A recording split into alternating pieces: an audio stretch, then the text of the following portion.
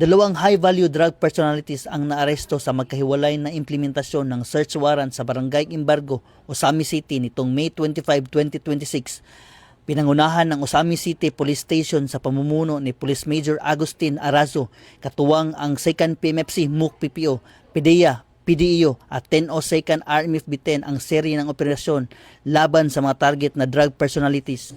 Kinilala ng mga otoridad ang mga nadakip na alias JR, isang top 10 provincial drug personality, at alias J, nakabilang sa Regional PNP PDEA Unified Target List bilang high-value individual.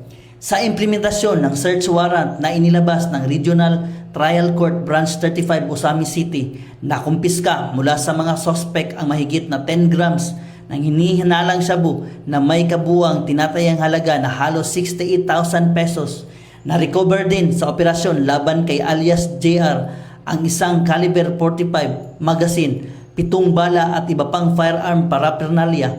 Samantala, sa hiwalay na implementasyon ng search warrant laban kay alias J, nasamsam ang 5 sachet ng hinihinalang shabu at isang ziplock plastic sachet na ginagamit umanong lalagyan ng illegal na droga. Kasalukuyang nasa kustodiya ng Osami City Police Station ang mga naarestong personalidad. Ito ang bagong PNP para sa bagong Pilipinas.